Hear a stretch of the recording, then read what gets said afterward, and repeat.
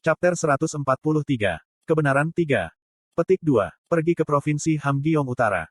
Yoyonha berbicara begitu dia memasuki limusinnya. Petik 2. Provinsi Hamgyong Utara. Iya nih. Petik 2. Petik 2. Namun, pengemudi merasa tidak nyaman. Kurang dari 10% dari Provinsi Hamgyong Utara dapat dihuni, dan setengah dari itu 10% adalah zona bahaya peringkat menengah. Dalam hal itu, mengejutkan bahwa Provinsi Hamgyong Utara memiliki populasi 200.000. Tidakkah itu berbahaya? Itu adalah tempat di mana tentara bayaran dan pemburu yang mencari cara cepat untuk menjadi kaya tetap tinggal. Pengemudi tidak ingin pergi ke tempat berbahaya seperti itu.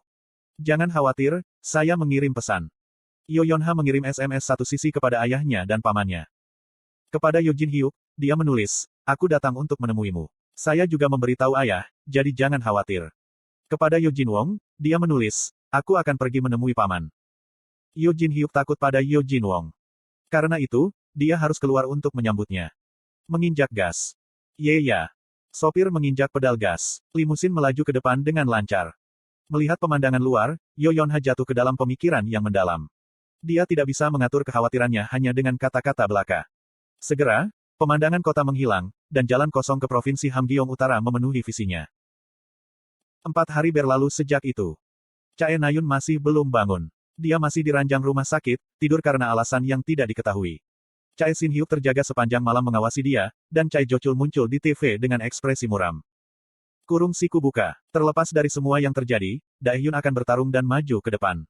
Kami tidak akan melupakan nilai-nilai kami. Sama seperti bagaimana kita mencapai kejayaan kita saat ini, kita akan melawan pelanggaran hukum dan kekerasan.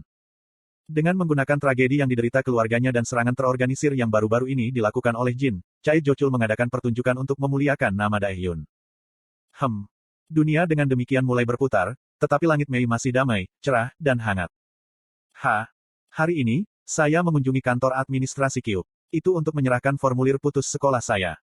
Kepala administrasi Kyup melirik formulir dropout dan menghela nafas panjang. Kamu keluar setelah bekerja keras untuk naik ke 100 besar. Apakah ada alasan?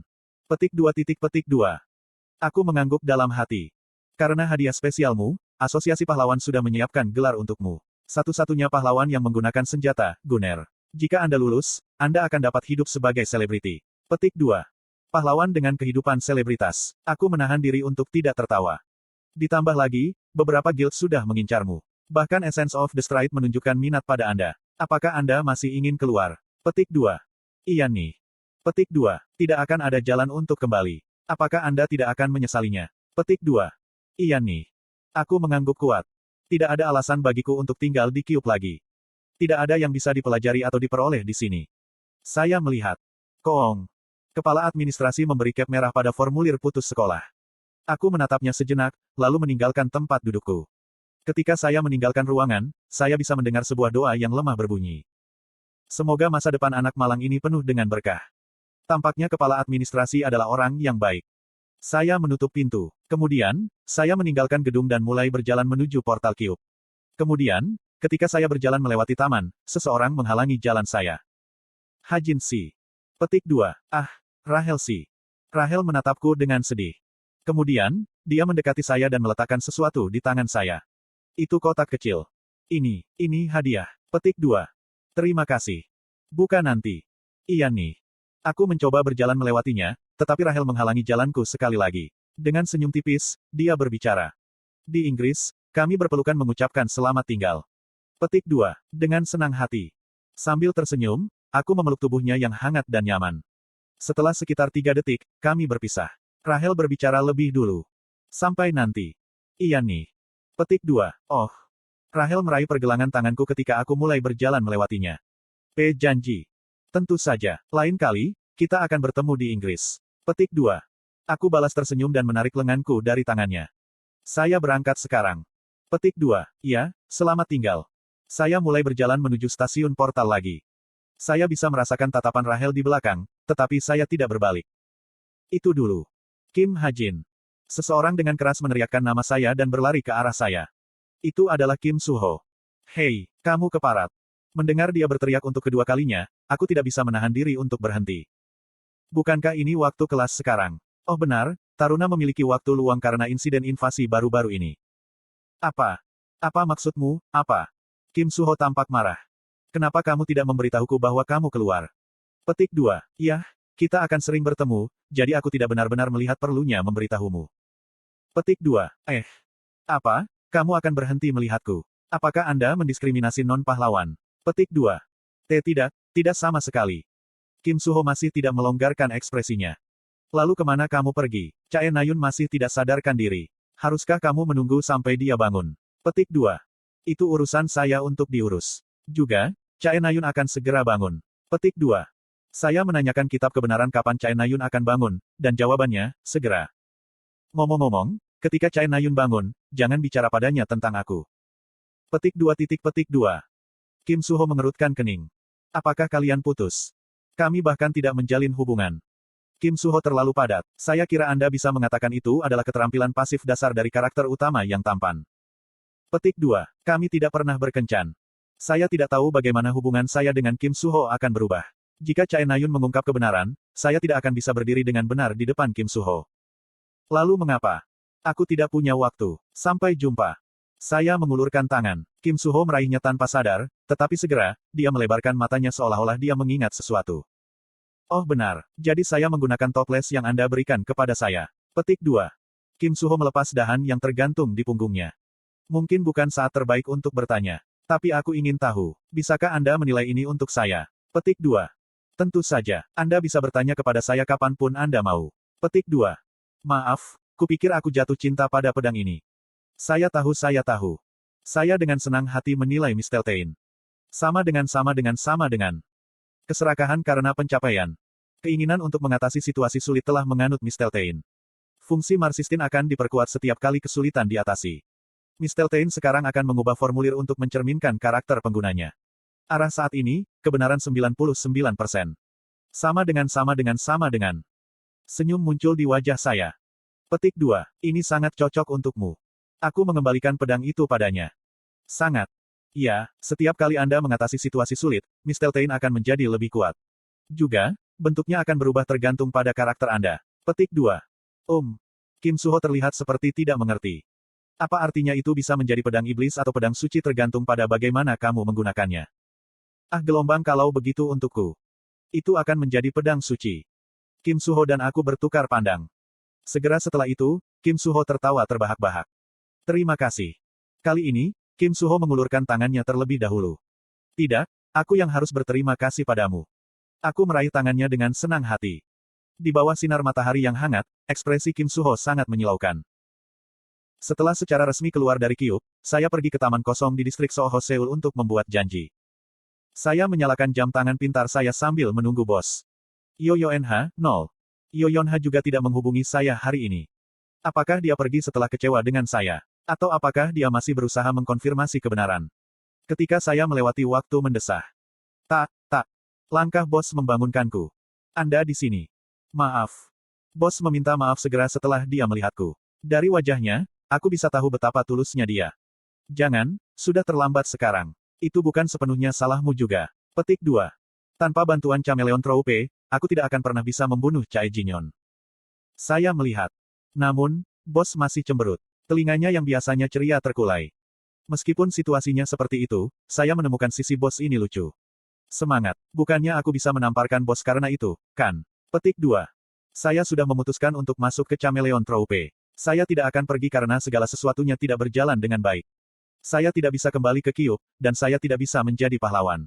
Dalam situasi ini, menjadi anggota Chameleon Troupe adalah cara terbaik untuk ikut campur dalam cerita. Petik 2. Namun, bos tiba-tiba berbalik dan mengarahkan sisi wajahnya ke arahku. Apa yang sedang kamu lakukan? Jika kamu mau, pukul aku. Ini salahku. Petik 2. Pukul aku. Sebanyak yang Anda inginkan. Petik 2. Aku bisa menamparkan wajahnya, sepertinya itulah yang dia katakan. Aku menggaruk leherku sejenak, lalu pura-pura menamparnya. Ketika tanganku menyentuhnya, bos menutup matanya dan gemetaran. Petik 2. Aku tidak bisa. Bagaimana aku bisa? Saya memutuskan untuk mengabaikan apa yang terjadi. Bos membuka matanya dan batuk. Bagus, rasa hormatmu pada bosmu sangat bagus. Aku sebenarnya mengolok-oloknya. Bos berbicara dengan penuh semangat. Apakah kamu siap? Iya nih. Bagus, kalau begitu ikuti aku. Khalifah sedang menunggumu. Petik 2. Bos menunjuk ke belakangku. Di sana, seorang pria kulit hitam yang akrab melambaikan tangannya ke arahku. Dengan menggunakan portal Khalifah, saya tiba di semacam gua yang gelap. Di mana kita? Tempat persembunyian kita, itu di Inggris. Petik 2. Ah, itu kemungkinan tempat persembunyian utama mereka yang baru. Saat ini, saya punya tujuan besar. Itu untuk mempengaruhi Chameleon Troupe untuk menjadi sekutu inti saya. Petik 2. Saya tidak berpikir ada orang yang mengira tempat ini adalah tempat persembunyian. Persis. Tidak ada yang bisa menemukan tempat ini, dan tidak ada apa-apa di sini. Petik 2. Bos mengangguk puas, tapi aku tidak bermaksud memuji tempat persembunyian itu. Meskipun gua ini hanya tempat persembunyian, itu terlalu buruk. Aku bisa melihat kelelawar di mana-mana dan serangga misterius merayap di celah-celah. Bahkan sulit untuk berdiri dengan benar dengan begitu banyak tonjolan tajam di tanah. Aku selalu tidur di sini. Petik 2. Saya terkejut mendengar kata-kata bos. Kamu tidak punya rumah besar. Kenapa kamu tidak tidur di sana? Petik 2. Rumah besar itu adalah tempat tinggal. Saya hanya perlu tidur 5 jam seminggu, dan ini juga waktu saya yang paling rentan. Saya tidak ingin membiarkan penjaga saya turun bahkan untuk 1 detik. Petik 2. Saya melihat sekeliling gua dengan hati-hati. Saya tidak bisa melihat di mana dia bisa tidur. Oh, benar, tunggu sebentar. Saya menyalakan jam tangan pintar saya dan memeriksa deskripsi area ini. Sama dengan. Tempat persembunyian Chameleon Troupe, bencana. Tempat terburuk. Anda akan menjadi semakin lelah di daerah ini. Asteris tinggal di sini selama lebih dari 8 jam meningkatkan kemungkinan terkena penyakit. Asteris tinggal di sini selama lebih dari 24 jam mengurangi statistik Anda hingga 5 poin. Asteris tinggal di sini selama lebih dari 96 jam meningkatkan peluang kematian Anda. Apakah ada setan di sini? Orang tidak bisa tinggal lama di tempat ini. Asteris tinggal di sini selama lebih dari 8 jam secara mental akan melelahkan Anda.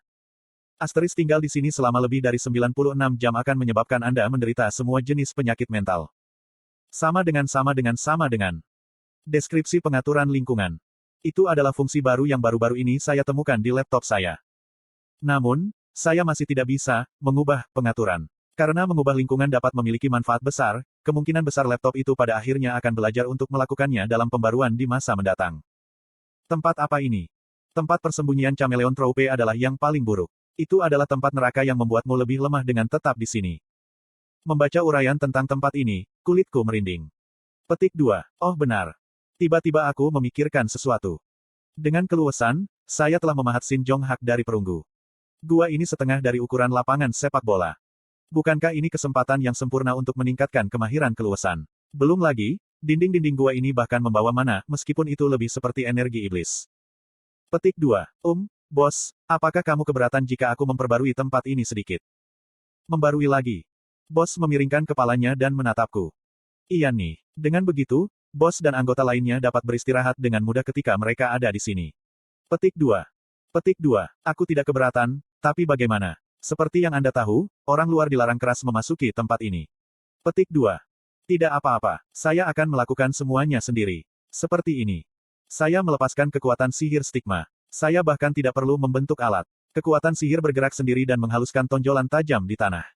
Menggunakan 2 garis stigma dan sekitar 3 menit, saya membuat 1/10 dari tanah gua menjadi permukaan yang halus. Petik 2. Oh. Bos berseru kaget. Dia berjongkok dan mulai menggosok lantai. Kamu memperbaiki kekuatan sihir dan... Tidak, kamu memancarkan kekuatan sihir. Tidak, bukan itu juga. Apprentice kecil, properti tanah juga berubah. Bagaimana kamu melakukannya? Petik 2. Aku tidak tahu. Aku tersenyum dan melihat ke sekeliling gua besar yang tak masuk akal itu. Itu memang tempat yang sempurna untuk berlatih keluasan. Meskipun saya bukan seorang arsitek atau desainer, segala macam pikiran muncul di kepala saya. Tentu saja, akan butuh waktu lama untuk mewujudkan semuanya. Untungnya, waktu adalah sesuatu yang saya miliki banyak. Jadi, tidak apa-apa bagiku untuk melakukan ini. Yakin. Bos setuju dengan sepenuh hati. Pada saat itu, lingkungan menjadi bising.